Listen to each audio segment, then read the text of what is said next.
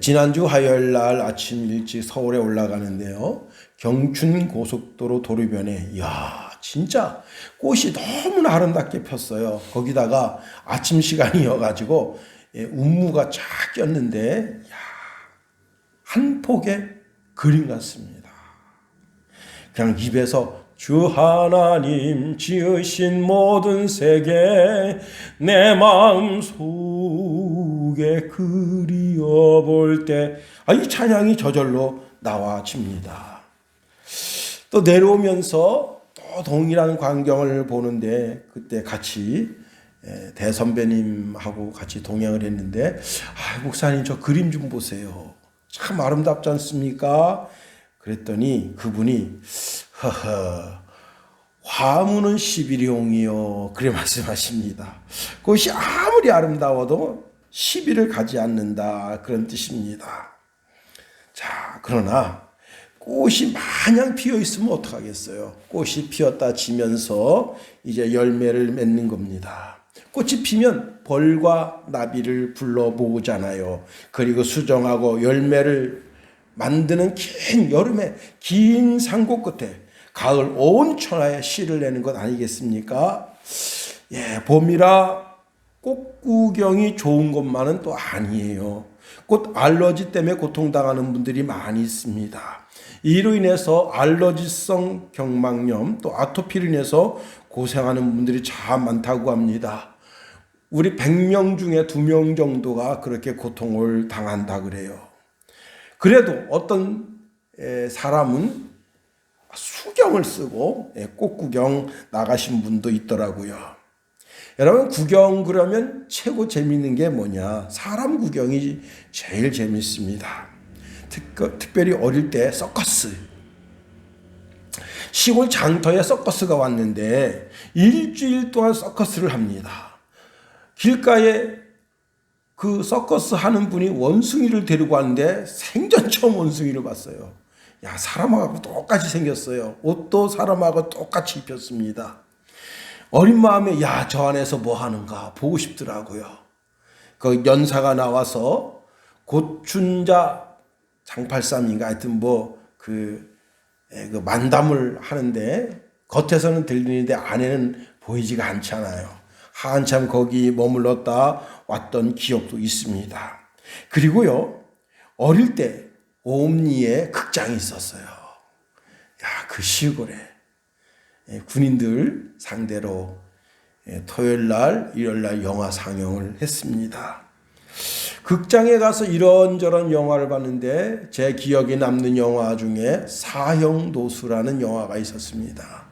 어린 마음에 참 마음에 큰 충격을 줬어요. 저런 무술도 있구나. 참 사람 구경. 거기 갔더니 그 극장에 사람이 빼곡합니다. 여러분 꽃 구경 가서 꽃만 구경하는 게 아닙니다. 사람 구경도 합니다. 잔디밭에 앉아가지고 지나가는 사람 뒤통수 구경하고요. 옷 구경하고요. 얼굴 구경합니다. 또 꽃이 있는 곳에 꽃 구경만 온 사람들만 있지 않습니다. 쓰리꾼도 있고요. 남의 지갑을 노립니다. 남의 가방을 노리고요. 또 꽃이 활짝 펴 있는 곳에 좋아라 달겨드는 많은 상인들이 있습니다. 우동 팔러 오고요. 그 다음에 어묵, 번데기, 그리고 순대. 그리고 어릴 때는 아이스 케이크 통이 있는데 그 아이스 케이크 통에다 아이스 케이크 잔뜩 집어넣고 아이스 케이크 이렇게 파시는 분도 있었어요. 그 달콤함 여러분. 그러나 봄에 꽃 구경은 메인 중에 메인입니다. 구경. 자, 오늘 본문에 예수님께서 너 뭐 구경하고 왔니? 이렇게 물어보십니다. 오늘 본문에 요한의 제자들이 다 물러갔습니다. 그리고 예수님의 제자들에게 이렇게 질문하십니다. 너희가 무엇을 구경하려고 광야에 나갔었니? 이렇게 물어보십니다. 광야에 나간 진짜 목적이 무엇이냐고 물어보신 거예요. 광야에는 한 사내가 기도하고 있습니다. 하나님과 아주 깊은 관계를 가지고 있습니다. 그가 먹는 것은 메뚜기와 석청인데요. 그의 옷은 초라하기 짝이 없습니다. 낙타 털 옷을 입었는데요. 검소하고 금욕적인 한 선지자의 모습을 보게 됩니다. 사실 엘리야 선지자도 낙타 털 옷으로 짠 아주 거친 옷을 입고 있었습니다. 당시에 이제 선지자들이 이렇게 투박하고 거친 옷을 입고 있었는데, 이는 백성들의 죄를 책망하기 위해서 하나님께로부터 보내심을 받은 선지자로서 백성들의 죄를 슬퍼하면서 그 옷을 입고 그렇게 지냈던 겁니다. 보통의 경우 낙타 털옷이라고 하는 것은 낙타의 그 거친 털을 벗겨서 그 옷으로, 그 털로 옷을 짠 거예요. 그니 얼마나 까낄까낄하겠어요. 제가 그 여름에 입는 하복 중에 이 이제 양복 여기 재봉에는 보이지 않는 실로다가 그 낚싯줄 같은 것으로 이렇게 꼬맸더라고요, 보니까. 근데 그 끝 처리를 잘못해 가지고 그 끝이 이렇게 찔러요. 그러면 이렇게 양복을 벗어서 그 끝을 이렇게 다시 똘똘 말아서 다시 입습니다. 그럼 그날은 괜찮은데 그 이튿날 다시 입으면 그 끝이 또 찔러요. 그래서 어느 날은 가위로 싹둑 잘라버렸어요. 그랬더니 그 올이 풀리더라고요. 아, 그래서 내가 실수했구나. 예, 그거 하나 찔려도 불편해가지고 양복을 벗어서 낚싯줄 같이 생긴 그 줄을 그걸 손으로 만지작대는데 전신에, 여러분 낙타 털로 만들었으니까 전신을 찌르는 거 아니에요? 그런 불편한 옷을 입고 있습니다. 가죽띠를 쪘습니다. 당시 사람들은 아주 부드러운 천으로 허리띠를 냈는데 대제사장이나 많은 사람들이 가늘게 꼰 배실로 만든 세마포 띠로 띠를 했습니다. 그런데 가죽띠로 띠를 했으니 그게 얼마나 버덕버덕 되겠어요. 그 다음에 메뚜기를 먹었대요. 예, 우리도 메뚜기는 식용으로 먹습니다. 예, 중동 지역에서는 고대로부터 이제 식용을 했는데, 정글의 법칙에 보면 그 시베리아 벌판에 가서 먹을 게 없으니까 아주 메뚜기가 조그만하더라고요. 조그만한 걸 수십 마리를 잡아서 그걸로 단백질 보충을 하는데, 메뚜기는 약 50%의 단백질과 20%의 지방으로 형성되어 있다고 합니다. 예. 그런데 이 메뚜기가 실제 메뚜기가 아닐 가능성이 높아요. 석청이 진짜 석청이 아닐 가능성이 높습니다. 왜 그런가 하면요, 이 메뚜기라고 하는 그 단어, 원 단어가 캐롭 나무와 언어가 비슷해요. 그래서 이게 콩과 식물인데 아주 못생기고 제 손가락만한데 콩과 식물을 이렇게 보통 이 캐롭 나무는 누가 먹느냐면 팔레스타인 지역에는 아주 흔한 그런 콩과 식물인데 영양이 풍부해서 주로 이제 가난한 사람들이 먹는 음식입니다. 근데 그게 이렇게 가만히 살펴보면 메뚜기하고 비슷하게 생겼어요. 이름도 비슷하고.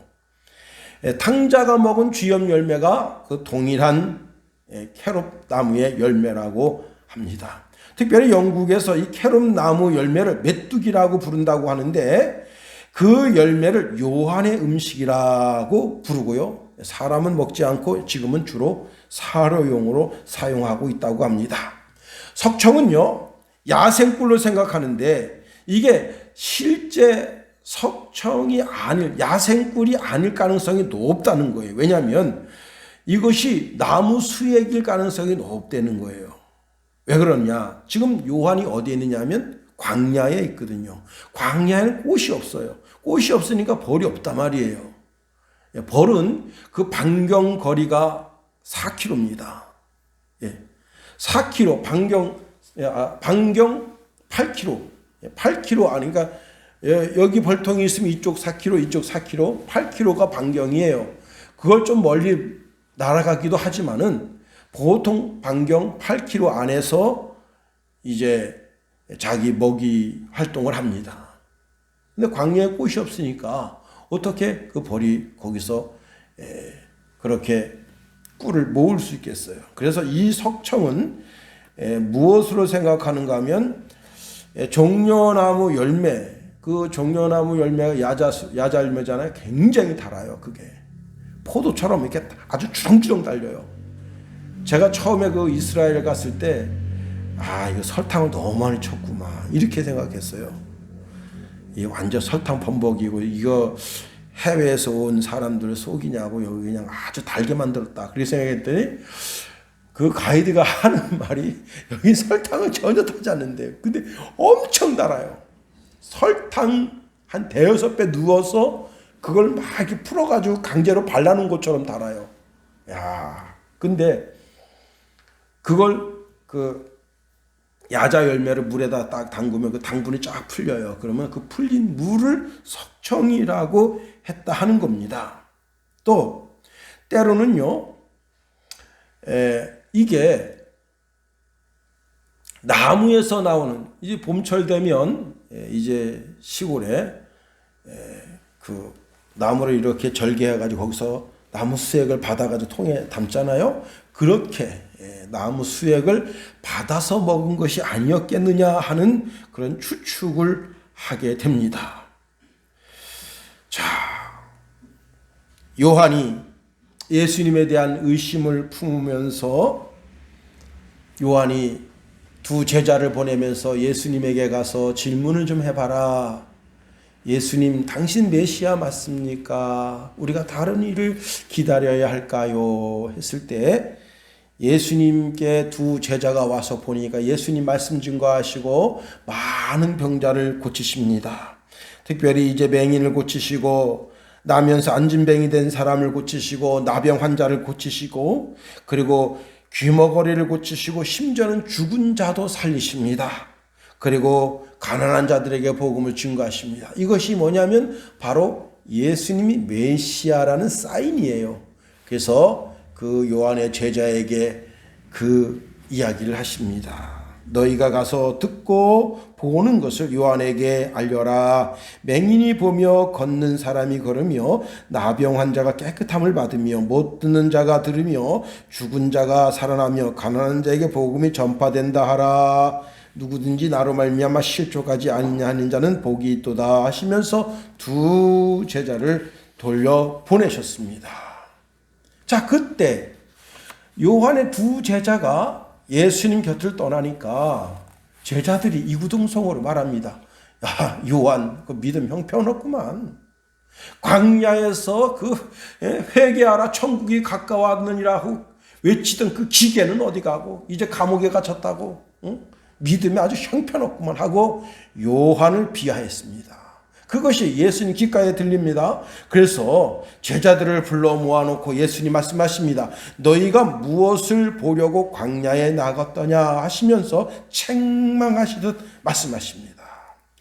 예수님의 제자들 가운데 요한의 제자였다가 예수님의 제자가 된 사람이 있습니다. 안드레와 요한입니다.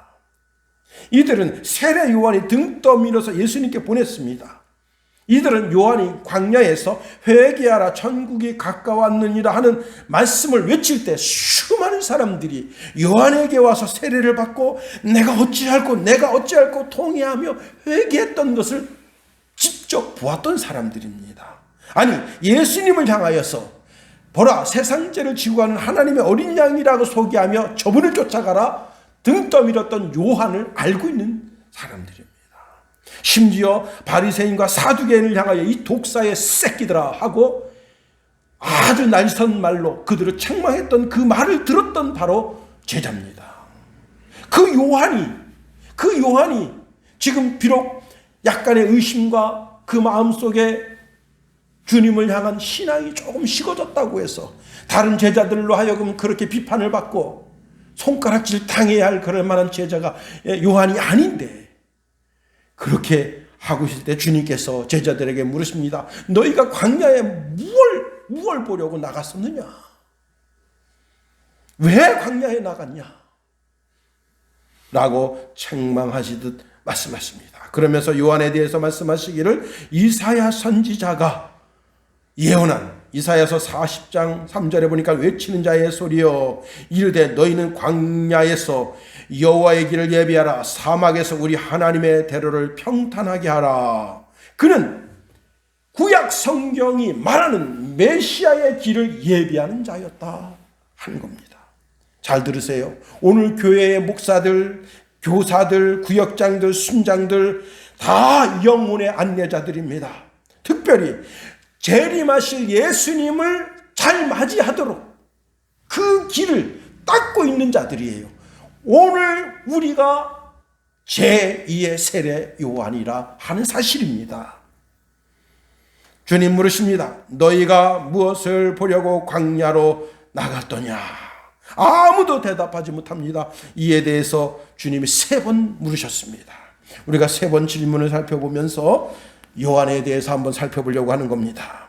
너희가 무엇을 보려고 광야에 갔더냐? 바람에 흔들리는 갈대냐라고 물으셨습니다.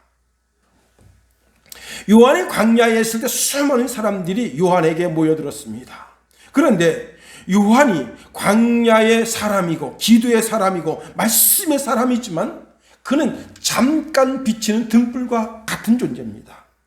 예수님이 요한복음 5장 35절에 요한에 대해서 이렇게 말씀하십니다. 요한은 켜서 비치는 등불이라 너희가 일시 그 빛에 즐거이 있기를 원하였거니와 일시적인 빛이라는 거예요. 일시적, 아주 짧은 시기에 어둠을 밝히는 빛이었다는 거예요. 즉 그는 깊은 영적인 진리에는 이르지 못했지만 어두운 시대에 요한이 요단강 빈들에서 영적인 큰 반응을 일으킨 그런 분이었다고 하는 겁니다. 그때 수많은 군중들이 요한이 깨달은 진리를 듣고 싶어서 마치 바람에 흔들리는 갈대처럼 거기에 왔었다는 거예요. 여러분은 갈대 같은 신앙 되지 않기를 예수님의 이름으로 축원해 드립니다. 갈대는요, 여러 줄기가 군집해가지고 뿌리를 서로 얼기설기 뿌리를 하고 있습니다. 그래서 웬만하면 갈대가 뽑히지가 않아요. 뽑아낼 수가 없어요. 곡괭이를 찍어서 사부를 하면 자루가 부러집니다. 곡괭이를 찍어서 캐기 전에는 캐지지 않아요. 물론 요즘은 이제 포크레인 같은 것이 있어서 포크레인을 쉽게 캘 수 있습니다. 그러나 갈대는 사부로는 캘 수가 없습니다. 삽자루가 부러져요. 웬만한 거 곡괭이 자루가 부러집니다. 그래서 그 전문 곡괭이 있잖아요. 이 정도 되는. 그래서 이렇게 찍어가지고 여러 번 찍어서 그 흙을 이게 뿌리를 잘라내서 그리고 캐내야 됩니다. 자, 그런데 이 갈대가 어떻습니까? 바람에 흔들려요. 이렇게 흔들리고 이렇게 흔들려요. 여기가 진리 같구나, 이리로 가자. 저기가 진리 같구나, 이리로 가자. 저기가 진리 같구나, 이리로 가자. 저기가 진리 같구나, 이리로 가자. 그러나 그 뿌리는 어떻다고요? 아주 깊게 뿌리를 받고 있어서 절대 떨어지지 않아요. 갈대가 상징하는 것이 뭐냐? 절대 회심하지 않는 어리석은 인생을 보여주는 거예요. 너희가 그 광야에 왜 갔었지? 바람에 흔들리는 갈대 같은 신앙. 이스라엘 사람들의 요한이 일시적인 진리의 등불이었지만 그 진리의 등불, 회개하라 천국이 가까웠느니라고 말씀을 외쳤지만 그 말씀 듣고 절대 회개하지 않는 강팍한 심령, 그리고 요한을 죽일 수밖에 없는 그런 사악한 심령, 그 심령, 흔들리는 갈대. 이것이 진리인가? 저것이 진리인가? 성전주의자들이 말하는 것이 진리인가? 사두개인들이 말하는 게 진리인가? 바리새인들이 말하는 게 진리인가? 광야의 요한이 외치는 것이 진리인가? 마음의 중심을 잡지 못하고 그 뿌리, 불신앙의 뿌리를 잘라내지 못하는 어리석은 인생, 그것을 갈대로 비유하고 계신 겁니다. 요한이 아주 깊은 진리를 전하지는 못했지만 요한의 말씀을 통해서 민족적인 회개를 할 수 있었어요. 하나님께 돌아올 수 있었어요. 그러나 그들은 그 찬스를 버린 겁니다. 잠언서 26장 11절에 보니까 개가 그 토한 것을 도로 먹음같이 미련한 자는 그 미련한 것을 거듭 행하느니라 말씀하십니다. 베드로후서 2장 22절에 보니까 참된 속담에 이르기를 개가 그 토하였던 곳에 돌아가고 돼지가 씻었다가 더러운 구덩이에 도로 누웠다 하는 말이 그들에게 응하였도다. 광야에 흔들리는 갈대는 절대 회개하지 않는 존재들이에요. 교회만 왔다 갔다 왔다 갔다, 절대로 회개하지 않습니다. 그런데 갈대는 아주 놀라운 거예요. 갈대를 잘라내면 갈대를 갖다가 뭘 만들 수 있느냐? 여러분, 집을 지을 때 지금은 철근을 넣지만 그때는 갈대를 발을 섞어서 집 안에 핵심적인, 그 집의 핵심적인 힘을 받는 철심이 되는 거예요. 그리고 양쪽에 진흙을 발라서 벽을 세우는 거예요. 갈대가 죽을 때, 갈대가 잘려져서 죽을 때, 죄악의 뿌리를 끊어낼 때, 그럴 때 하나님의 장중안에 붙들림 받아서 어느 한 촌부의 집의 벽이 되는 겁니다. 우리나라는 옥수수바를 엮어서 옥수수바를 가운데에 놓고 그리고 진흙을 발라서 벽을 만드는 거예요. 어떻게 진흙을 세워서 그 집의 벽을 만들 수 있겠어요? 잘려질 때 더 놀라운 진리가 있습니다. 그 갈대가 그 안에 속지를 뺄 때 그걸 여러 번 겹쳐서 그게 종이가 되는 거예요. 갈대가 한 마디 한 마디가 여러분 건물을 짓는 척도가 되는 거예요. 갈대가 그래 자예요. 자. 건물을 짓는 갈대 한 마디가 그게 척도가 되는 거예요. 인생의 척도, 삶의 척도. 내가 죽을 때 절대 죽지 않고서는 하나님 앞에 쓰임받지 못하는 겁니다. 이게 갈대입니다. 갈대가 죽어야 돼요. 흔들리는 갈대는 쓰이지를 못합니다. 뿌리가 잘려져 나갈 때 그 갈대는 목수의 손에 붙들려서 쓰임받기도 하고 어느 한 고고한 학자가 거기에 성경을 대필하는 그런 책이 되기도 하고 어떤 유명한 건축가가 건축을 하는 그러한 건물의 척도가 되기도 하는 겁니다. 오늘날 많은 사람들이 이런 풍류, 저런 시류, 이런 생각, 저런 생각에 흔들립니다.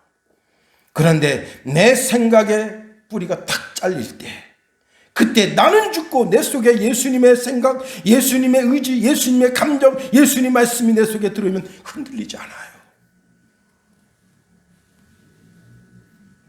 빌립보서 4장 6절 7절에 보니까 아무것도 염려하지 말고 다만 모든 일에 기도와 간구로 너희 구할 것을 감사함으로 하나님께 하려라. 죽어야 됩니다. 내가 죽어야 돼요. 내 의지가 죽어야 돼요. 내 감정이 죽어야 돼요. 내 지혜가 죽어야 돼요. 그래 하나님의 지혜가 올 수 있어요. 하나님의 감정이 내게 올 수 있어요. 그러면 모든 지각에 뛰어난 하나님의 평강이 그리스도 예수 안에서 여러분의 마음, 여러분의 지정의를 지켜주십니다. 여러분의 생각을 지켜주십니다. 두 번째로 주님이 물으십니다. 너희가 무엇을 보려고 나갔느냐? 부드러운 옷 입은 사람이냐? 물으셨습니다.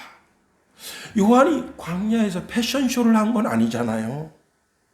그는 전자에 말씀드린 것처럼 약대 털로 짠 아주 거친 옷을 입고 가죽띠로 허리띠를 떴습니다. 뭐예요? 철저하게 낮아짐을 보여주는 겁니다. 고통과 가난의 삶을 자기가 살고 있는 것을 보여주는 거예요. 주님이 물으셨어요. 우리 한번 8절 다 같이 한번 읽어봅니다. 시작. 그러면 너희가 무엇을 보려고 나갔더냐? 부드러운 옷 입은 사람이냐? 부드러운 옷 입은 사람은 왕궁에 있느니라. 여러분, 부드러운 옷이라고 하는 단어가 주는 의미가 뭐냐? 사치스러움이라는 뜻입니다. 여러분, 이런 옷은 왕궁의 왕실 사람들이 입는 옷이죠. 직위가 높은 사람들이 입는 옷입니다. 더더욱이 그 옷에 술이 있어서 술이 나풀나풀 거린단 말이에요. 아주 고가품이죠. 자, 광야의 요한은 약대 털옷을 입고 있습니다.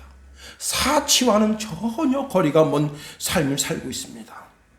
요한이 광야에서 패션쇼를 한 게 아니에요. 요한의 옷자락 보려고 나간 게 아닙니다. 요한은 어떤 사람이에요? 그 아버지가 레위 사람입니다. 그는 제사장으로 아주 편안하게 예루살렘 성전에서 성전주의자가 됐어. 예루살렘에서 아주 편안하게 먹고 살 수 있어요. 억울하게 목베임 당하지 않아도 돼요. 그런데 그는 그걸 버린 겁니다. 왜? 하나님의 말씀이 자기 속에 임하니까 견딜 수가 없는 거예요. 그 무사한 이주에 빠져 있을 수가 없는 거예요. 이스라엘 민족을 바라보니까 눈물이 저절로 나는 거예요. 이스라엘 백성들의 삶이 저게 아닌데, 저 성전에서 성전을 강도 구럴로 만들면서 사는 저들의 삶이 저게 아닌데, 요한이 그걸 통회하면서 거친 옷을 입고 거친 음식을 먹고 거친 광야에서 사는 거예요. 그렇게 살지 않아도 되는데, 오늘날 수많은 많은 목회자들이 거칠게 살아요. 거친 음식을 먹습니다. 거친 옷을 입어요. 거친 삶을 삽니다. 왜? 이 민족, 이 나라의 미래를 보면서 이게 아닌데, 이게 성도의 삶이 아닌데 그걸 보여주기 위한 것 아니겠어요? 여러분, 왕실에서 고운 옷을 입습니다. 부드러운 옷을 입습니다. 모든 사람들이 와, 그런데 그 옷을 입고 하는 짓이 뭐예요?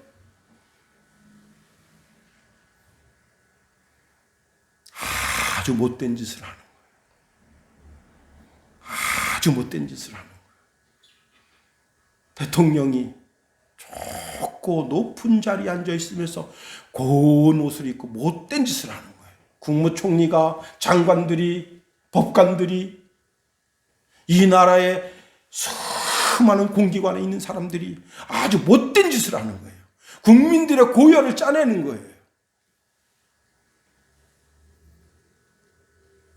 이렇게 돼서는 안 되는 거예요. 결국은 사도 바울이 그런 짓을 하는 자는 하나님의 나라를 유업으로 받지 못한다 했어요. 갈라디아서 5장 19절 21절에 보니까 육체의 일은 분명하다. 음행과 더러운 것과 호색과 우상 숭배와 주술과 원수 맺는 것과 분쟁과 시기와 분냄과 당지는 것과 분열과 이단과 투기함과 술취함과 방탕함과 또 그와 같은 것들이라. 전에 너희에게 경계한 것 같이 경계하노니 이런 일을 하는 자들은 하나님의 나라를 유업으로 받지 못할 것이요. 제가 지난주에 아주 친한 목사님으로부터 카톡 하나를 받았는데, 민주당 국회의원 49명이 기독교 폐지법이라는 걸 만들었다고 합니다. 왜 그런 거예요? 기독교인들이 기독교에서 가르치는 진리가 자기들 심령을 찌르는 거예요. 찔러야 되는 거예요. 술 먹지 마세요. 담배 피지 마세요. 주색 잡기 하지 마세요. 왜? 성경의 가르침이 그거니까. 그 가르침 자기한테 찔리니까 자기 마음을 찌르는 법을 없애고 싶은 거예요. 성경의 법, 진리의 법을 없애고 싶은 거예요. 하나님의 법을 없애고 싶은 거예요. 광야에서 외치는 말씀, 교회에서 외쳐지는 말씀을 없애고 싶은 거예요.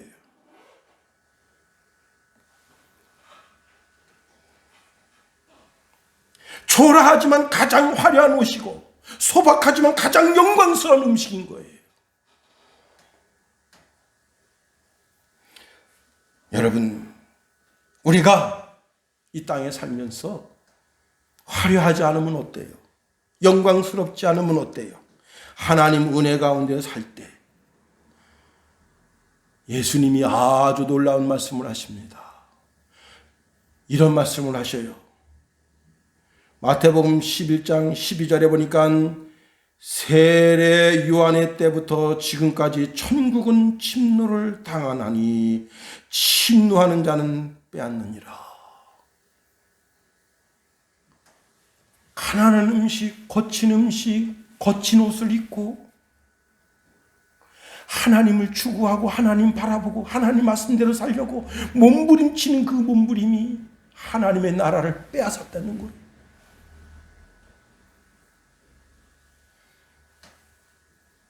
여러분, 예수님께서 오늘 말씀하시기를 요한이야말로 진짜 선지자다운 선지자라고 말씀하셨어요. 400년 동안 선지자가 없었어요. 목사가 없었던 거예요.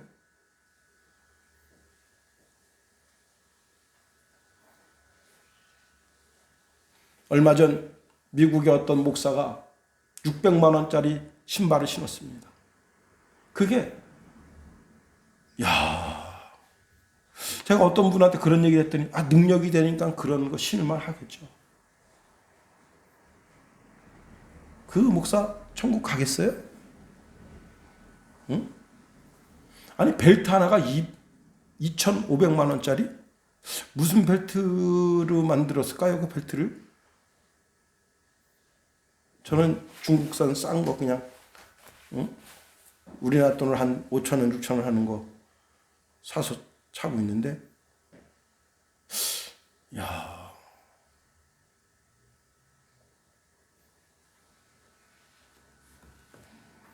여러분, 요한은 하나님의 문을 여는 자였어요.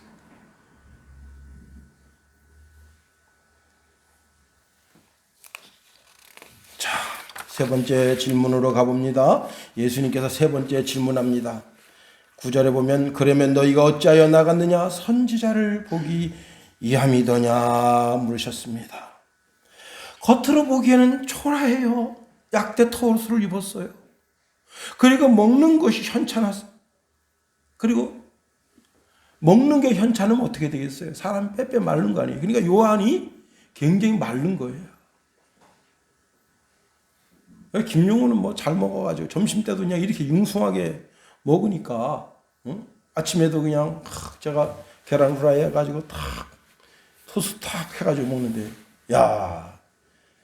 근데 빵도 틀리더라고. 먼저 빵이 더 맛있더라고. 먼저 빵이 무슨 빵인지 모르는데 그리고 이제 그 홈플러스에서 사온 빵은 맛대가리가 하나도 없더라고요. 먼저 빵은 진짜 바삭바삭 마르니까 참 고소하고 맛있더라고요. 그래서 내가 이게 무슨 빵이었지?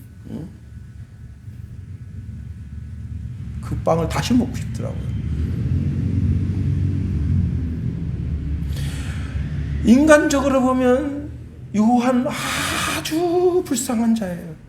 그런데 영적으로 보니까 이 사람이 보통 사람이 아닙니다. 하나님의 장중하는 붙들림 받았어요.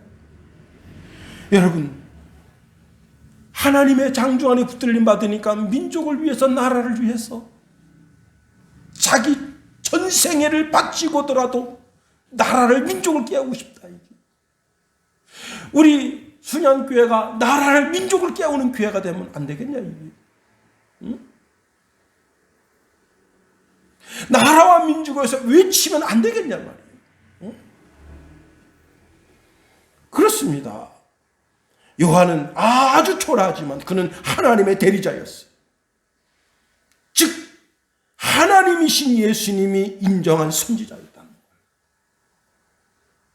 사람 인정받으니까 국무총리 되잖아요. 이번에 국무총리 새로 한 분이 됐는데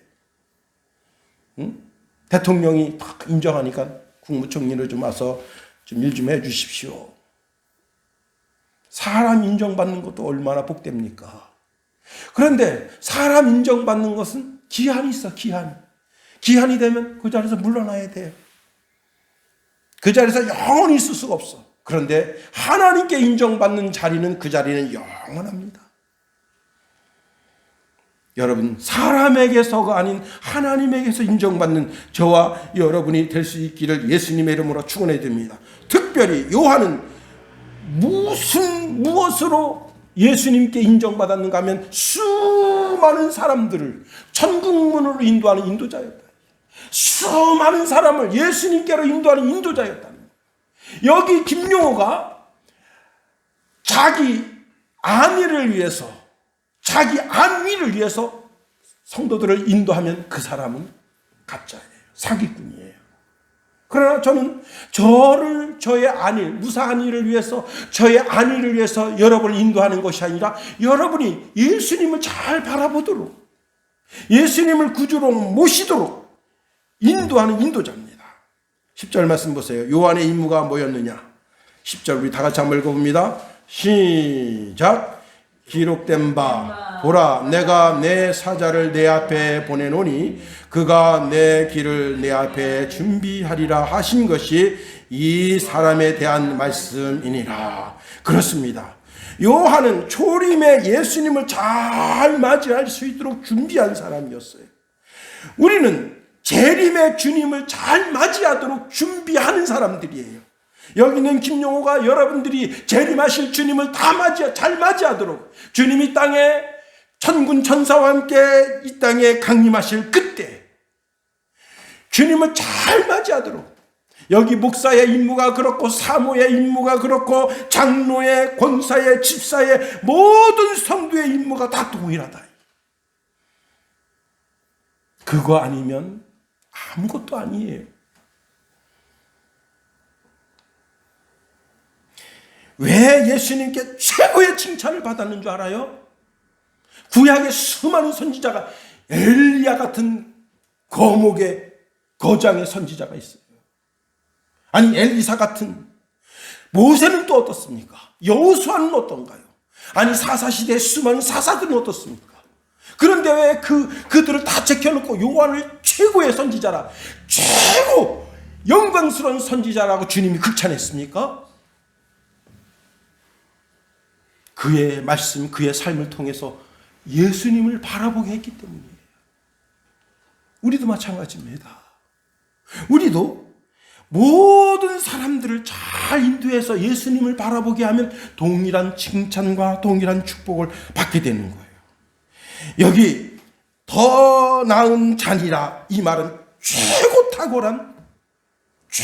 탁월하다, 그 무엇보다도 탁월하다는 뜻입니다. 이제 말씀을 마칩니다. 주님이 3번이나 물으셨어요. 너희가 왜 광야에 나갔지? 갈대보러 나갔니? 갈대는 잘려지지 않고선 절대 쓰임받지 못한다. 너희가 광야에 왜 나갔지? 부드러운 옷 입은 사람 보러 나갔니? 부드러운 옷 입은 사람이 하는 짓이 다 지옥 갈 짓이었다. 그가 거친 음식, 거친 옷을 입고 광야에서 너희에게 보여준 것은 하나님을 바라보게 하기 위함이었다. 그가 너희가 왜 광야에 나갔느냐? 선지자를 보러 나갔니? 그는 최고의 선지자였다. 그런데 여러분, 여기 아주 중요한 것이 있어요. 선지자 시대는 끝났어요. 이제는 우리는 주의 제자의 시대입니다. 여자가 낳은 자 중에 요한보다 큰 사람이 없다 했어요. 우리는 하나님께로부터 낳음 받았으니 이게 얼마나 요한은 잽도 안 되는 거예요. 우리는 하나님께로부터 낳은 사람들이, 영접하는 자, 그 이름 믿는 자들은 하나님의 자녀가 되는, 하나님께로 낳음을 입은 사람들 아닙니까? 최고의 성도, 영광스러운 성도.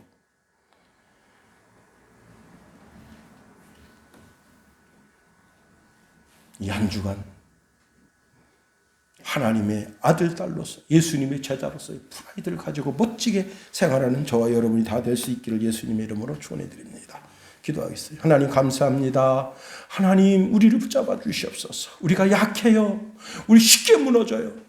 우리가 쉽게 죄악을 짓는 그런 인생들입니다. 하나님 우리를 붙잡아 주시며 인도하여 주시옵소서.